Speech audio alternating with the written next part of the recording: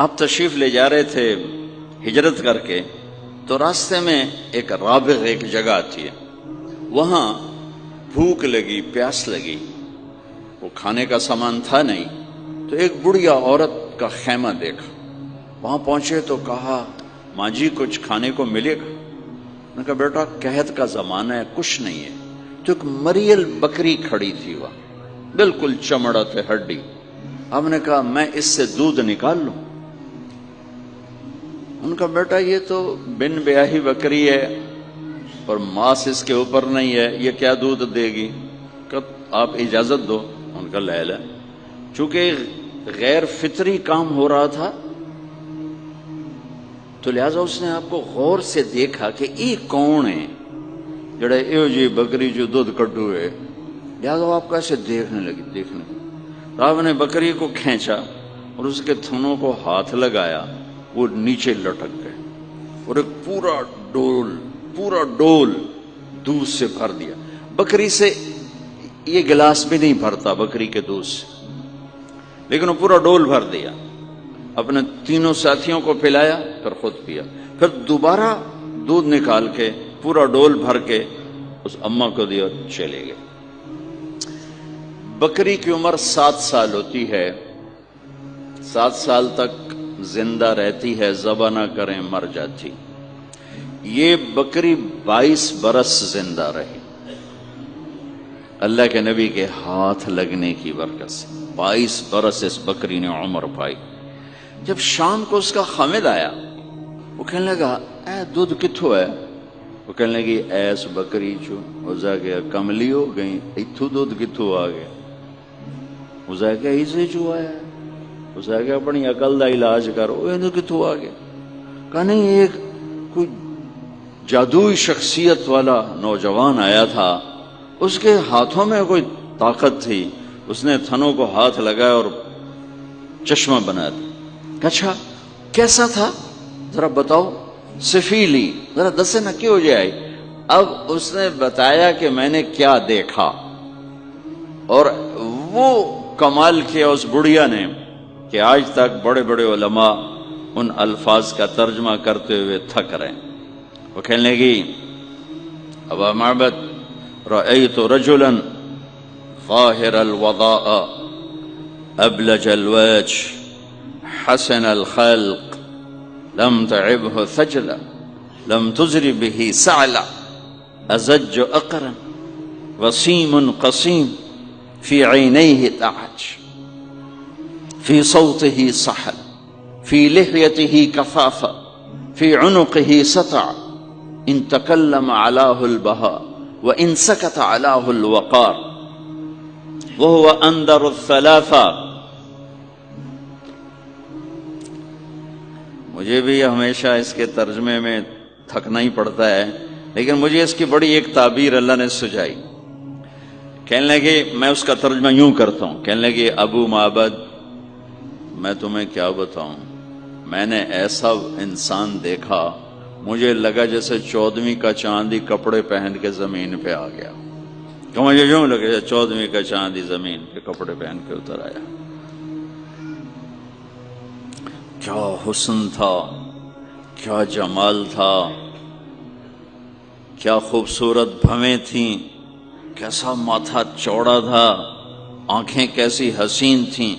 اتعج اشکل احور اہدب اکہل angel ابرج، میرے نبی کی آنکھوں کے بارے میں 7 الفاظ آتے ہیں، 7 جو میں نے ابھی دہرائے، اور ان 7 کا ایک ترجمہ ہے کہ کائنات میں ایسی آنکھ اللہ نے کسی کو نہیں عطا فرمائی، ایسی خوبصورت آنکھیں اللہ نے عطا فرمائی آپ کو۔ آواز میں جادو تھا، آواز میں جادو تھا، آواز دل کو پکڑتی تھی، گردن لمبی خوبصورت، چہرہ 14ویں کے چاند کی طرح چمکتا تھا، اور براق الثنایا، دانت ایسے خوبصورت تھے، مسکراتے تھے تو دانتوں سے نور نکلتا دکھائی دیتا تھا، جب بولتے تھے تو نور چھا جاتا تھا، چپ ہوتے تھے وقار چھا جاتا تھا، خوبصورت سیاہ کالے بال تھے، نیم گھنگریالے بال تھے، پیٹ نہیں نکلا ہوا تھا،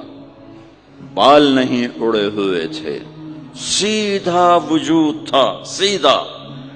کتنے ہمارے معاشرے کے لوگ ہیں، آپ سجے پاسے بیٹھے ہوں جن پیٹ کھبے پاسے گئے ہوں، پیٹ کھبے پاسے ہوں آپ سجے پاسے ہوں۔ تو اللہ نے کھانا حلال حرام بند کیا ہے، حلال کھاؤ۔ حلال کا بھی طریقہ سکھایا کہ مجھ بنتے نہ کھاؤ، بندہ بنتے کھاؤ۔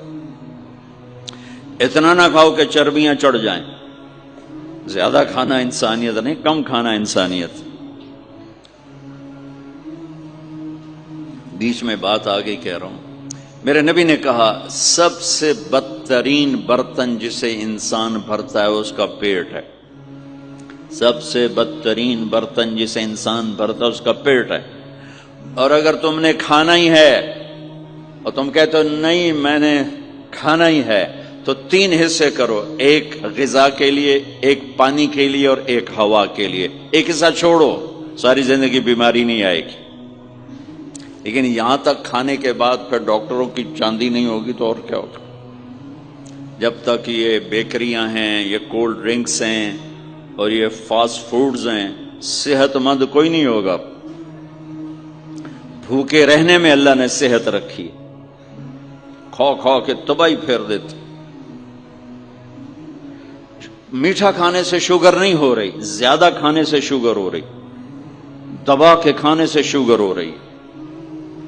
اللہ میرے نبی نے کھانے کا طریقہ بھی بتایا، کھانے کی چیزیں بھی بتائیں، کھانے کا طریقہ بھی بتایا، کھانے کے آداب بھی بتائے۔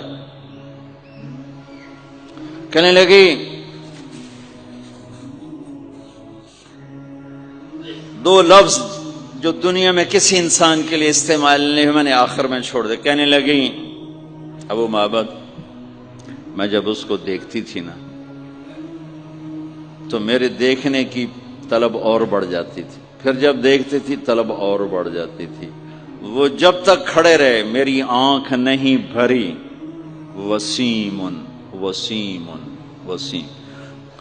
ابو معبد میں جدھر سے دیکھتی تھی حسن ان کا غلام تھا، ہاتھ جوڑ کے کھڑا تھا۔ قسیم قسیم قسیم اسے کہتے ہیں جس کو چاروں طرف سے حسن و جمال نے گھیرا ہوا ہو، اور وسیم اسے کہتے ہیں جس کو دیکھ کے نہ دل بھرے نہ آنکھ بھرے۔ دنیا کا ہر حسن تھوڑی دیر دیکھنے کے بعد خوبصورتی ختم، کشش ختم۔ ایک ہستی کائنات میں آئی ہے میرے اور آپ کا نبی، جن کو جتنا دیکھا جاتا تھا دیکھنے کا شوق بڑھتا تھا۔ ام عائشہ بیٹھی کپڑا سی رہی تھی، سوئی گر گئی، تھوڑا سا اندھیرا نظر نہیں آ رہی۔ ہمارے نبی کمرے میں انٹر ہوئے تو آپ کے چہرے کے نور سے سوئی چمکنے لگی تو آپ نے سوئی کو اٹھایا ہے۔ یہ میرے نبی کا ظاہر ہے جو اللہ نے اتنا خوبصورت کر کے بنایا۔ پھر یہیں ہمیں زندگی کی خوبصورتی بھی ملی کہ زندگی خوبصورت ہو۔ زندگی خوبصورت ہوتی ہے رویوں کے ساتھ۔ پہلا رشتہ خامند اور بیوی ہے، پھر اولاد ہے، پھر آگے رشتے بنتے ہیں، ماں باپ ہیں، یہ سارے رشتے یہ اس زندگی سے بنتے ہیں جو میرے نبی ہمیں سکھا کر گئے۔